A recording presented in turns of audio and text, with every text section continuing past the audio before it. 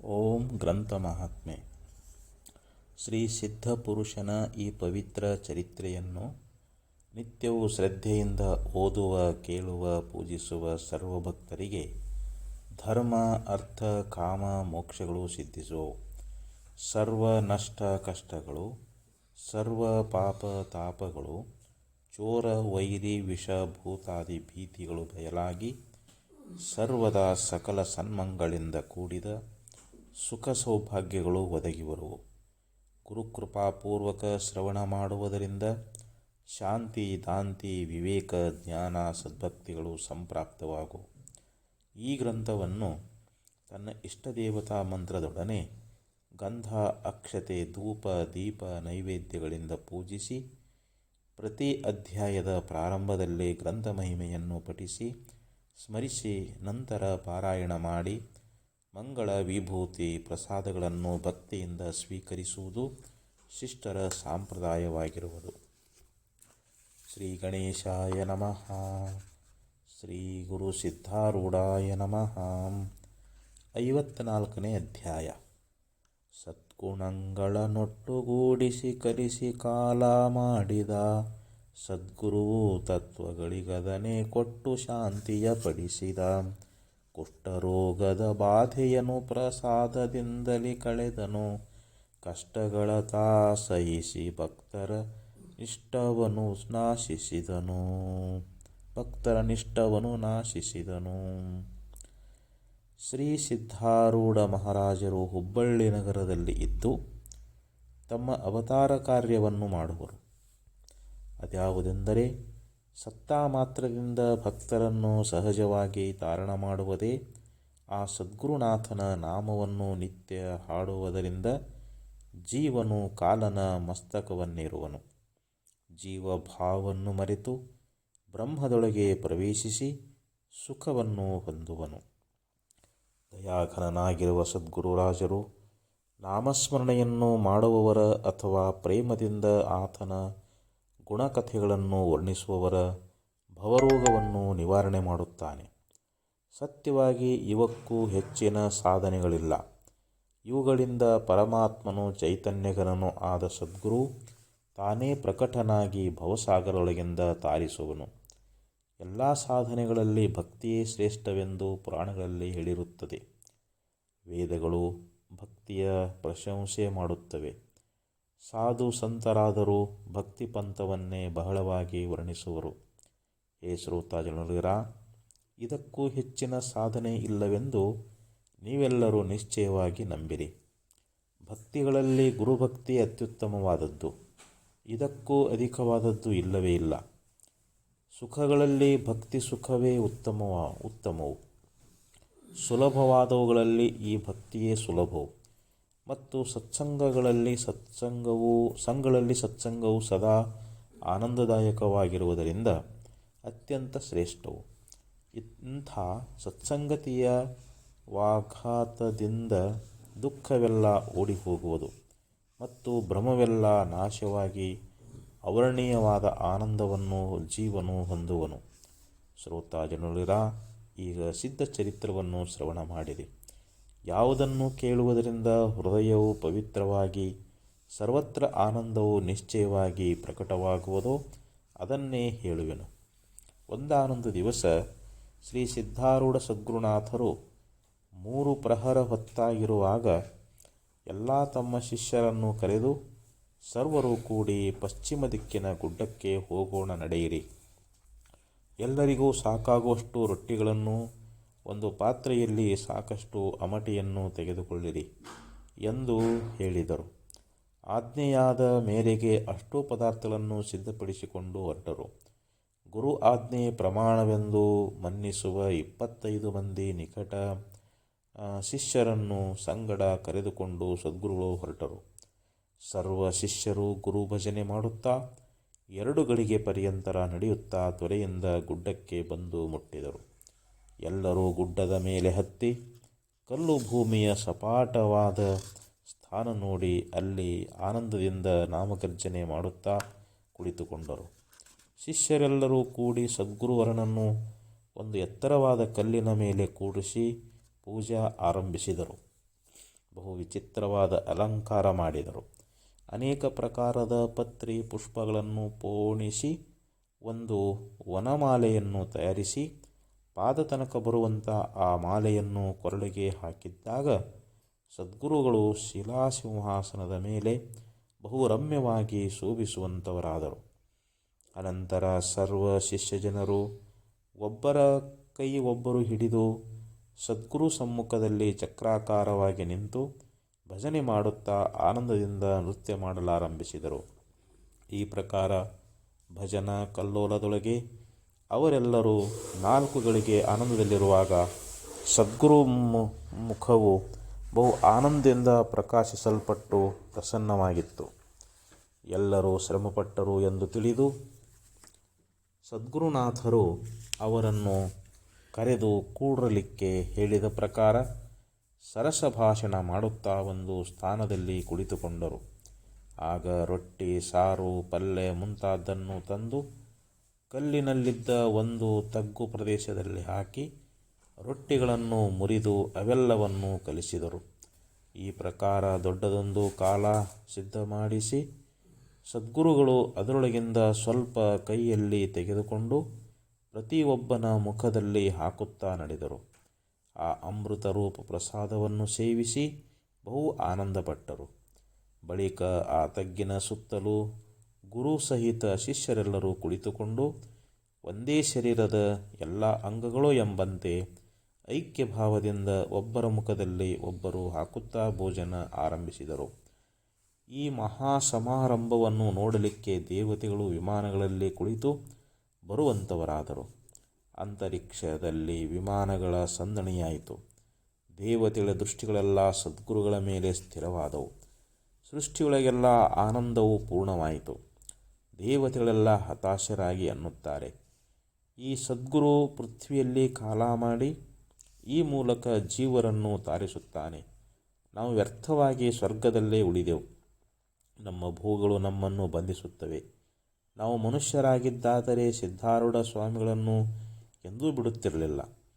ಈತನ ಹಸ್ತದಿಂದ ನಿತ್ಯದಲ್ಲಿಯೂ ನಾವು ಇಂಥ ಪ್ರೇಮದ ಅಮೃತವನ್ನು ಸೇವಿಸುತ್ತಿದ್ದೆವು. ನಮ್ಮ ಅಮೃತವೆಂಬುದು ನಾಮಮಾತ್ರವಾಗಿದ್ದು ನಮಗೆ ನಿರಂತರ ಪತನ ಭಯವಿರುವುದು. ಸದ್ಗುರು ಹಸ್ತದಿಂದ ಸೇವಿಸುವಂಥ ಅಮೃತವು ಸತ್ಯವಾಗಿದ್ದು ಜನ್ಮ ಮರಣಗಳನ್ನು ತಪ್ಪಿಸುತ್ತದೆ. ಅದೇ ಸಮಯದಲ್ಲಿ ಪಾರ್ವತಿ ಪರಮೇಶ್ವರರು ನಂದಿಕೇಶ್ವರನ ಮೇಲೆ ಕುಳಿತುಕೊಂಡು ಅಂತರಿಕ್ಷದಲ್ಲಿ ಹೋಗುತ್ತಿರುವಾಗ ದೇವತೆಗಳ ಸಮೂಹವನ್ನು ನೋಡಿ ಕೌತುಕಪಟ್ಟು ಪಾರ್ವತಿಯು ಪರಮೇಶ್ವರನನ್ನು ಕುರಿತು, ಹೇ ಭೋಳಾನಾಥನೇ, ಇಲ್ಲಿ ಏನು ನಿಮಿತ್ತ ದೇವತೆಗಳೆಲ್ಲ ಕೂಡಿರುವರು?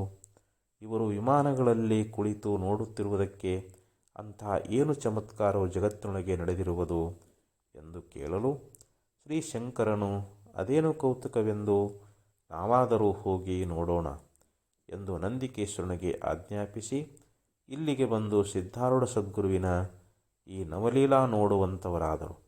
ಅದ್ಭುತವಾದ ಆ ಕಾಲ ನೋಡಿ ಪಾರ್ವತಿಯು ಮನಸ್ಸಿನಲ್ಲಿ ಹಿಡಿಸಲಾರದಂಥ ಆನಂದವನ್ನು ಹೊಂದಿ ಪತಿಯನ್ನು ಕುರಿತು, ಹೇ ದೇವಿ, ಈ ಸಿದ್ಧಾರೂಢನು ನನ್ನ ಅವತಾರವಿರುತ್ತಾನೆ. ಪೃಥ್ವಿಯಲ್ಲಿ ಯಾವಾಗ ಪಾಪವು ವಿಶೇಷವಾಗಿ ಬೆಳೆಯಿತು ಆಗ ಸರ್ವ ದೇವತೆಗಳು ನನ್ನ ಬಳಿಗೆ ಬಂದು ಪ್ರಾರ್ಥಿಸುತ್ತಾರೆ, ಹೇ ದೇವನೇ, ಪೃಥ್ವಿಯ ಮೇಲೆ ಪಾಪವು ಬಹಳವಾಗಿದೆ.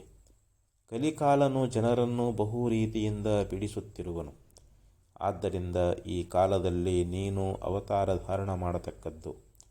ಆ ಅವತಾರವು ಹೀಗಿರಬೇಕು: ಪಾಪದಿಂದ ಜನರನ್ನು ಉದ್ಧರಿಸತಕ್ಕದ್ದು.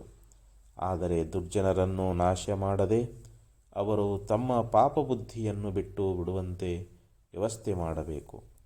ಆತನು ಕರುಣಾಮೂರ್ತಿ ಇದ್ದು ದುಷ್ಟರ ಮೇಲೆ ಅಧಿಕ ಪ್ರೀತಿ ಮಾಡಿ ಅವರನ್ನು ತಾರಿಸಿದನೆಂದರೆ ಇತರೆಲ್ಲರೂ ಆತನಿಂದ ಅವಶ್ಯವಾಗಿ ತಾರಣ ಹೊಂದುವರು. ಭಕ್ತಿಬಲದಿಂದ ಸರ್ವರನ್ನು ಉದ್ಧರಿಸಿ ಜ್ಞಾನಬಲದಿಂದ ಅವರನ್ನು ಮೋಕ್ಷಕ್ಕೆ ಒಯ್ಯಬೇಕು.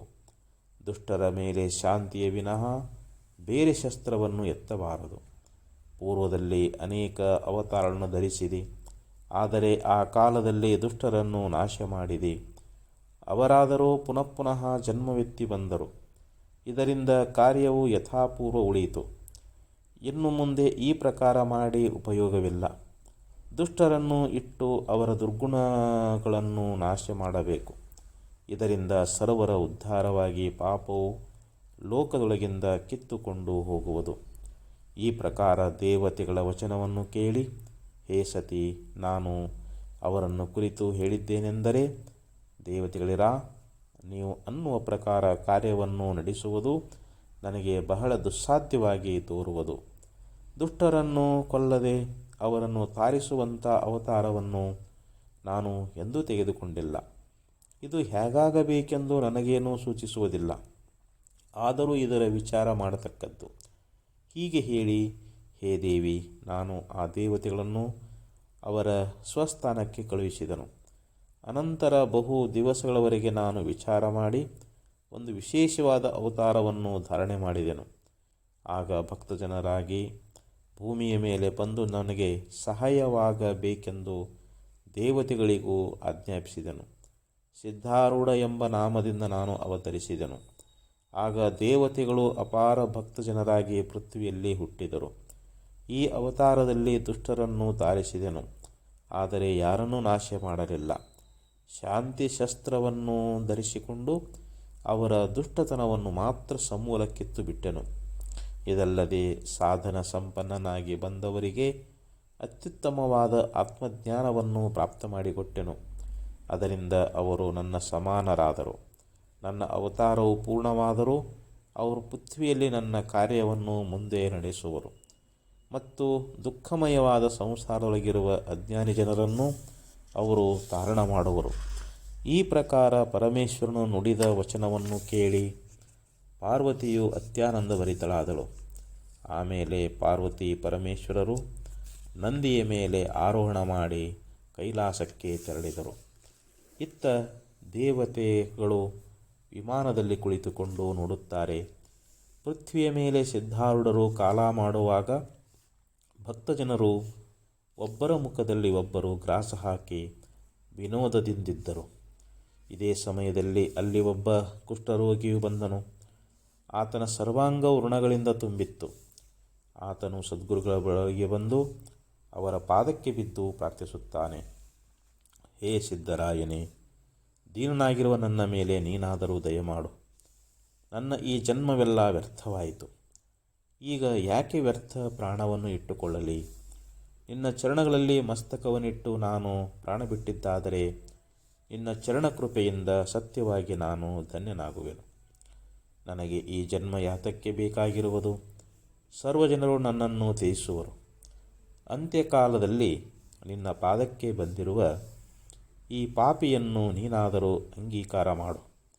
ಅವನನ್ನು ನೋಡಿ ಶಿಷ್ಯಜನರನ್ನುತ್ತಾರೆ, ದೂರ ನಿಲ್ಲು, ಚರಣಗಳಿಗೆ ಮುಟ್ಟಬೇಡ. ಆಗ ಸದ್ಗುರುಗಳು ಶಿಷ್ಯರಿಗೆ, ಇರಲಿ, ಅವನು ಭಕ್ತನಿದ್ದಾನೆ ಎಂದು ಹೇಳಿದರು. ಆಗ ಆ ಶಿಷ್ಯಜನರು ಸದ್ಗುರುಗಳನ್ನು ಕುರಿತು, ಹೇ ಸದ್ಗುರುಗಳೇ, ಯಾವ ಕರ್ಮದಿಂದ ಜೀವನಿಗೆ ಇಂಥ ರೋಗವು ಬರುವುದು?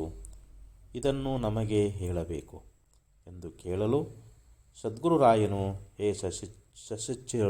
ಸಚ್ಚಿಚ್ಚರುಗಳಿರ, ಕೇಳಿರಿ. ಕುಷ್ಠರೋಗವು ಸ್ಥೂಲ ಮತ್ತು ಸೂಕ್ಷ್ಮ ಎಂದು ಎರಡು ಪ್ರಕಾರವಾಗಿರುತ್ತದೆ. ಸ್ಥೂಲ ರೋಗವು ಸ್ಥೂಲ ದೇಹದ್ದು. ಅದರ ಲಕ್ಷಣಗಳನ್ನು ಇವನಲ್ಲೇ ನೋಡಿರಿ. ಯಾವ್ಯಾವ ದೋಷಗಳ ದಿಸೆಯಿಂದ ಈ ರೋಗವು ಪ್ರಾಪ್ತವಾಗುತ್ತದೆಂಬುದನ್ನು ಹೇಳುತ್ತೇನೆ, ಕೇಳಿರಿ. ಯಾವಾತನು ಪರದಾರಾಗಮದಲ್ಲಿ ರತನಿರುವನೋ, ಯಾವನು ಜನರನ್ನು ಮೋಸಗೊಳಿಸಿ ದ್ರವ್ಯವನ್ನು ಪಡೆಯುವನೋ, ಯಾರು ಸದ್ಗುರುನಿಂದ ಮಾಡುವರೋ ಇಂಥವರಿಗೆ ಈ ರೋಗವು ಬರುವುದು. ಮಾತೃಗಮನ, ಗುರುತಲ್ಪಗಮನ ಮತ್ತು ನಿರಪರಾಧಿಯ ಹನನ, ಇವೆಲ್ಲ ದೋಷಗಳ ದಿಸೆಯಿಂದ ಮಹಾಕುಷ್ಠರೋಗವು ಪ್ರಾಪ್ತವಾಗುವುದು. ತನ್ನ ತಾಯಿ ತಂದೆಗಳನ್ನು ಯಾವಾತನು ಅತ್ಯಂತ ದ್ವೇಷಿಸುವನೋ ಆ ದುರ್ಗುಣಿ ಪುತ್ರನು ಜನ್ಮಾಂತರಗಳಲ್ಲಿ ಕುಷ್ಠರೋಗಿಯಾಗಿ ಹುಟ್ಟುವನು. ಯಾವನು ಶೈವನಿದ್ದು ವಿಷ್ಣುನಿಂದ ಮಾಡುವನೋ ಅಥವಾ ವೈಷ್ಣವನಿದ್ದು ಶಿವನಿಂದ ಮಾಡುವನೋ ಆತನು ಆ ಜನ್ಮ ಕುಷ್ಠರೋಗಿಯಾಗಿರುವನೆಂದು ನಿಶ್ಚಯವಾಗಿ ತಿಳಿಯಿರಿ. ಈ ರೋಗವು ಬರಲಿಕ್ಕೆ ಕಾರಣವಾಗಿರುವ ಇನ್ನೂ ಅನೇಕ ಪಾತಕಗಳಿರುವವು. ಎಷ್ಟಂತ ಹೇಳಲಿ? ನೀವೇ ಅವನ್ನೆಲ್ಲ ವಿಚಾರದಿಂದ ತಿಳಿಯತಕ್ಕದ್ದು. ಈಗ ಸೂಕ್ಷ್ಮ ಕುಷ್ಠವು ಸೂಕ್ಷ್ಮ ದೇಹಕ್ಕಿದ್ದು ಅದರ ಲಕ್ಷಣಗಳು ಸ್ಪಷ್ಟವಾಗಿ ತೋರುವುದಿಲ್ಲ. ಆದರೆ ಅದರಿಂದ ಬುದ್ಧಿಯು ನಷ್ಟವಾಗಿ ಸರ್ವ ಪ್ರಕಾರದ ಅರಿಷ್ಟಗಳು ಪ್ರಾಪ್ತವಾಗುವು.